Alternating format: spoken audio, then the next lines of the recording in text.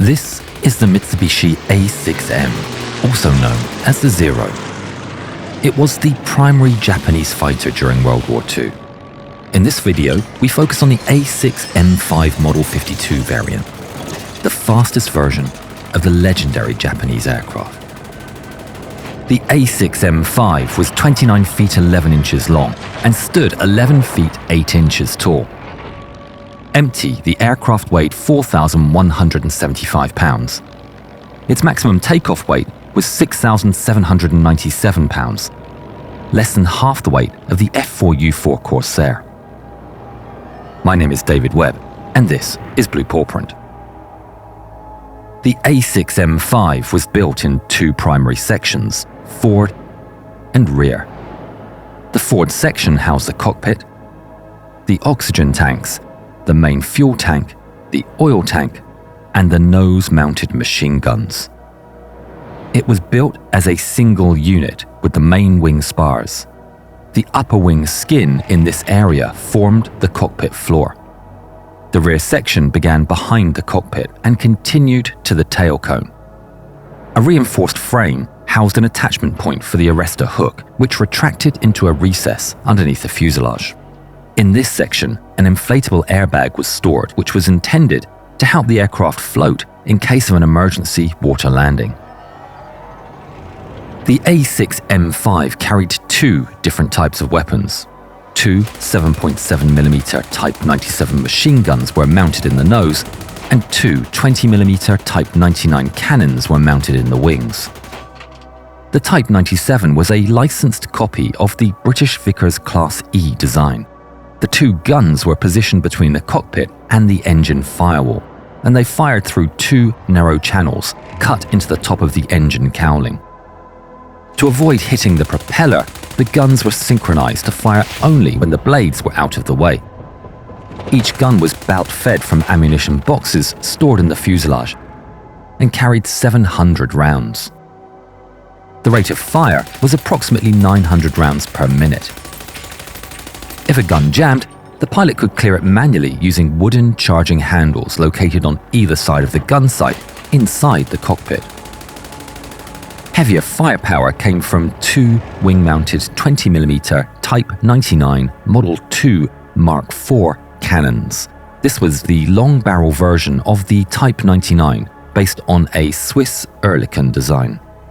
Each cannon weighed 82.6 pounds, 6.2 feet in length.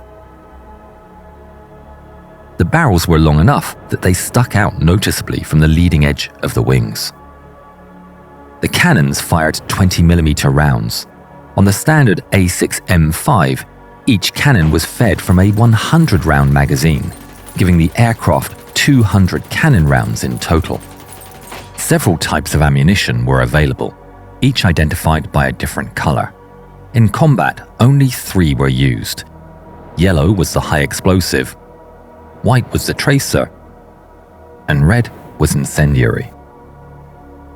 The rate of fire was roughly 490 to 500 rounds per minute.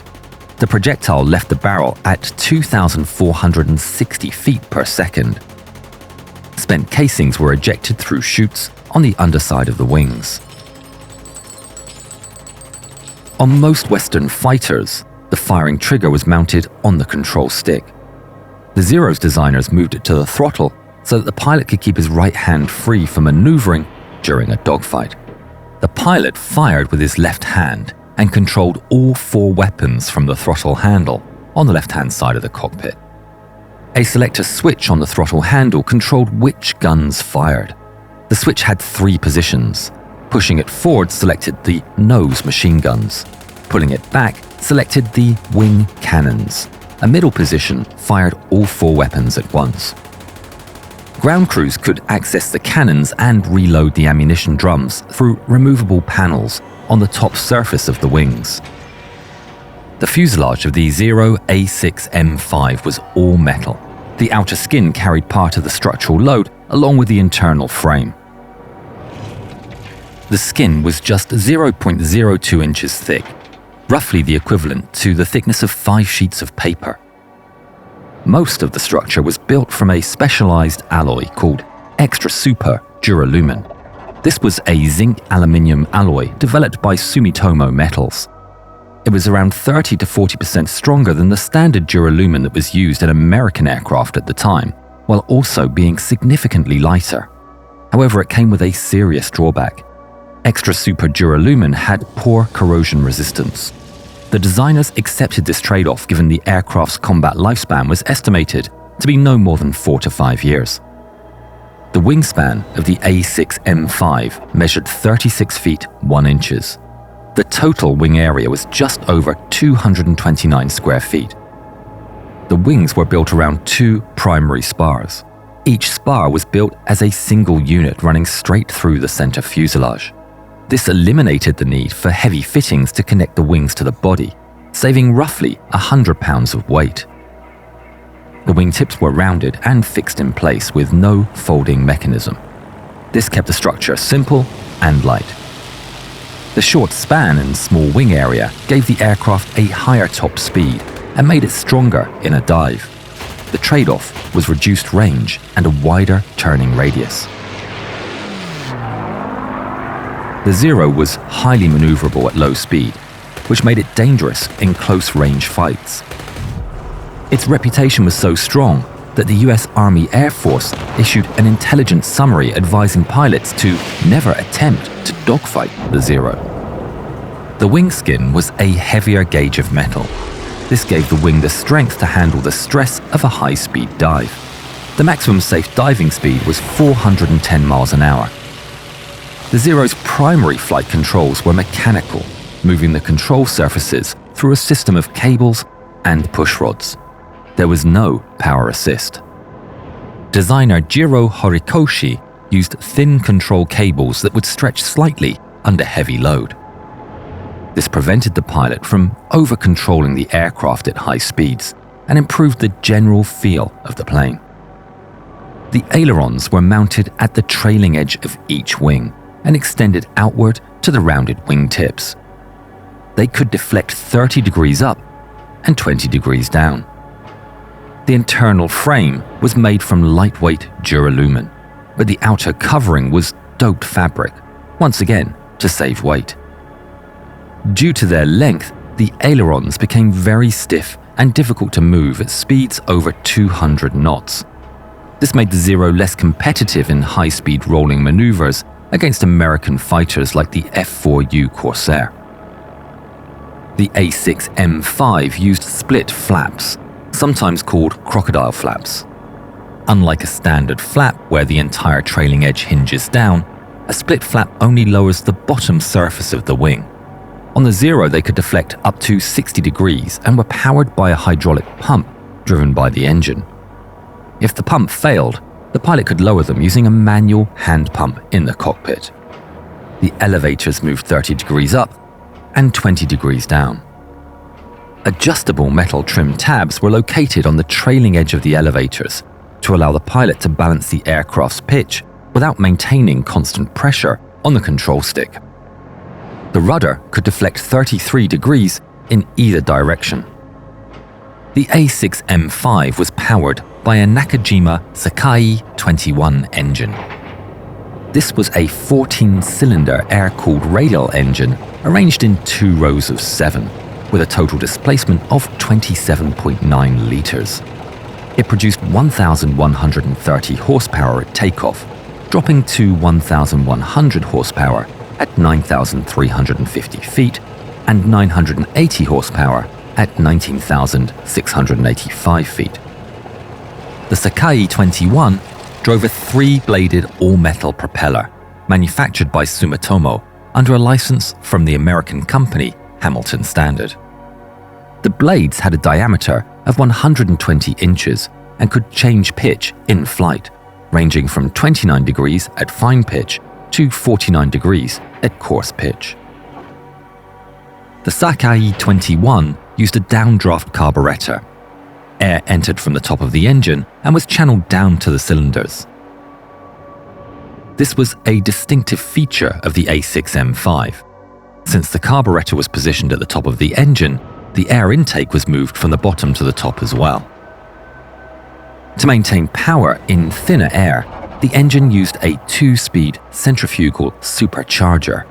This was a spinning impeller driven by a gear connected to the engine shaft that compressed incoming air before it entered the cylinders. The defining feature of the A6M5's engine setup was its exhaust system. The engine had 11 individual exhaust stacks mounted directly to the cylinder heads, 6 on the right side of the cowling and 5 on the left. These short pipes expelled hot exhaust gases backwards at high speed, giving the plane a small extra push of forward thrust. Combined with the short wingspan, this allowed the A6M5 to reach a top speed of 351 miles an hour at 19,685 feet in level flight. The engine was cooled by a constant flow of air through the cowling. Adjustable flaps at the rear, often called gills, controlled how much air passed over the cylinders. The Saki 21 ran on 92-octane aviation gasoline. The aircraft's total internal fuel capacity was 150 US gallons, stored in 3 tanks. A small 15.8-gallon tank sat in the forward fuselage, directly behind the engine oil tank and the steel firewall. This meant that the pilot and the fuel tank were in the same compartment. Space available in the fuselage was limited, and the Saki 21 had a high fuel consumption rate. To compensate this, the majority of the fuel was carried in the wings, in 2 tanks holding a combined 135 US gallons.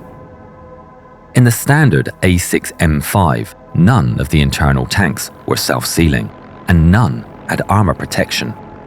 A single hit from an incendiary round could ignite the fuel and turn the aircraft into a fireball. This was the most dangerous consequence of the Zero's extreme weight-saving philosophy. The Zero's standard operational range was between 963 and 1,193 miles, depending on altitude and mission profile. This was one of the aircraft's few constant advantages over faster and better armored American fighters. But that range came with very real tactical limits. On missions 650 miles from base, pilots were left with only about 1 hour of combat time over the target. Bad weather or a navigation error on the return flight could mean running out of fuel over open ocean. To extend its range, the aircraft could also carry a drop tank under the center of the fuselage, holding an additional 87 gallons. The cockpit of the Zero A6M5 was designed to be simple and functional. But when captured planes were inspected by US pilots, they found the cockpit extremely cramped. Legroom was so tight it made the operation of the rudder pedals and brakes difficult. The canopy was a 3-piece design made from plexiglass. There was no armored glass to protect the pilot from gunfire. The canopy consisted of a fixed front windshield, a sliding middle section, and a fixed rear panel. This layout gave the pilot an excellent view in almost every direction, with very little visual distortion. The middle section slid backwards on rails to let the pilot climb in and out. A locking pin lever on the inside left of the forward frame held it shut. The pilot sat in a duralumin seat hung on 2 metal arms. The height could be adjusted mechanically, and pilots would often raise it during takeoff and landing for a better view over the nose. Because the aircraft was designed for extreme lightness, there was no cockpit heater. Even the seat cushion was removed.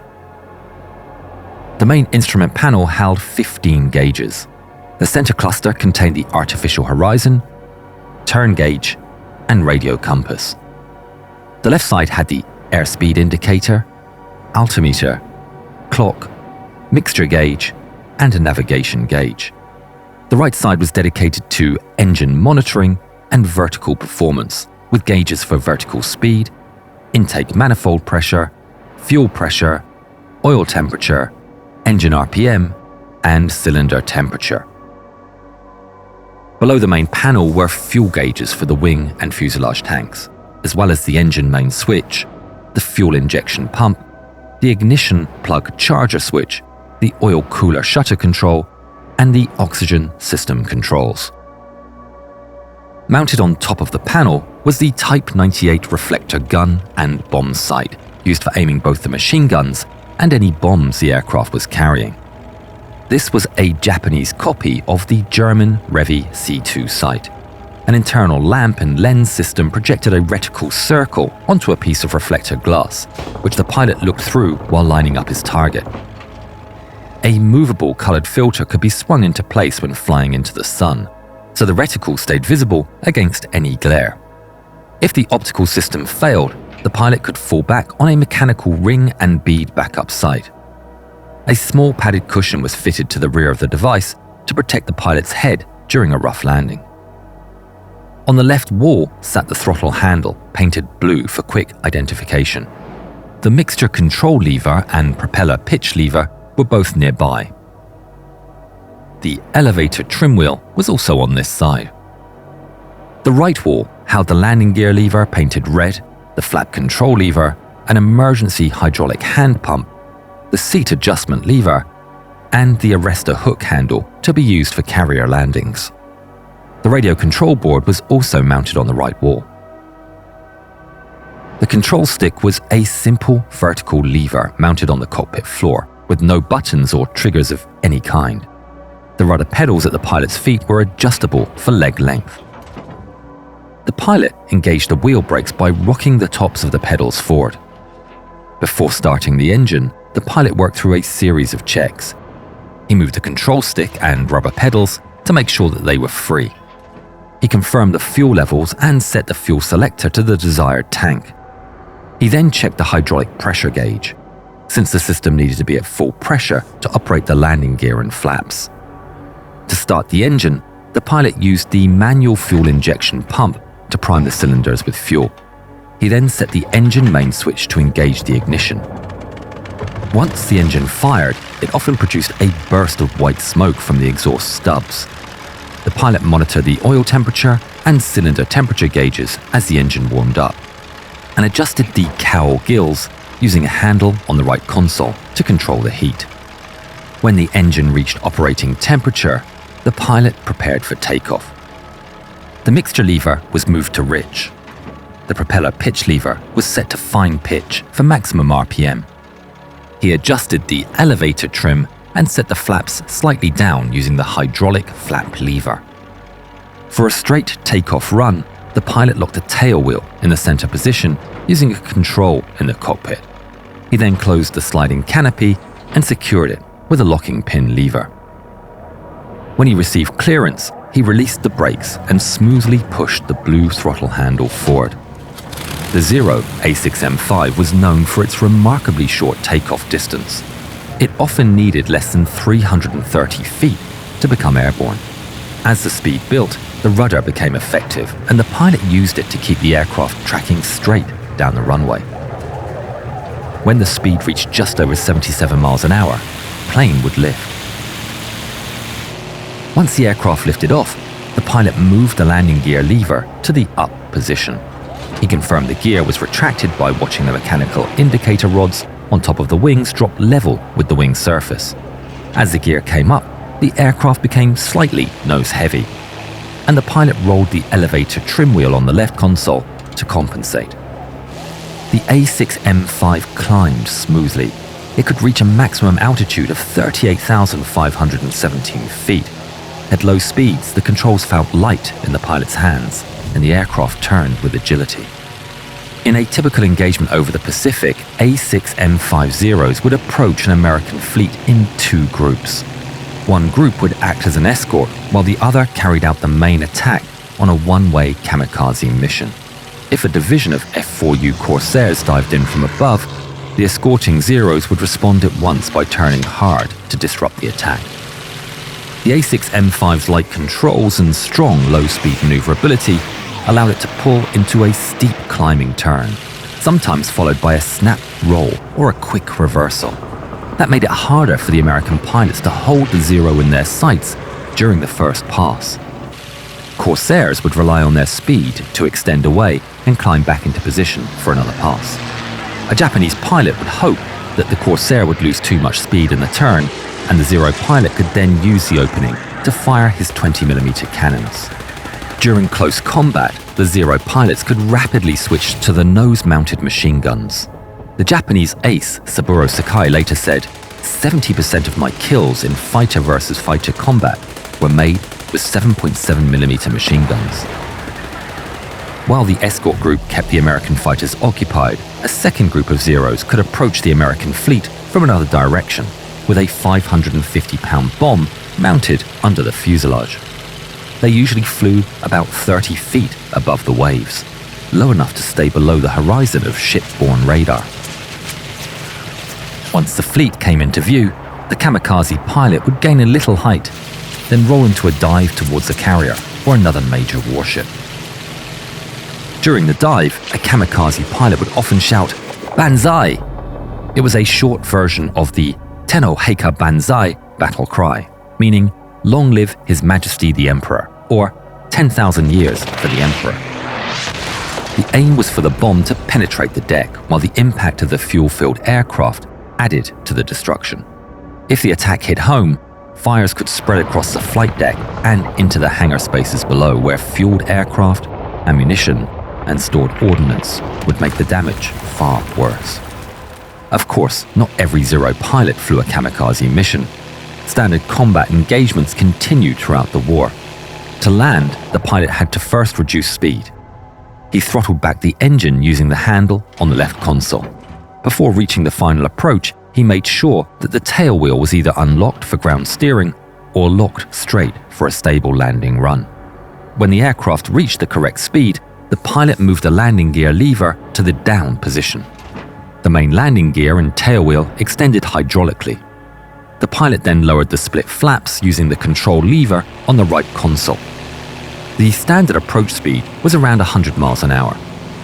The Zero held a stable flight path on approach with very little tendency to drift off course.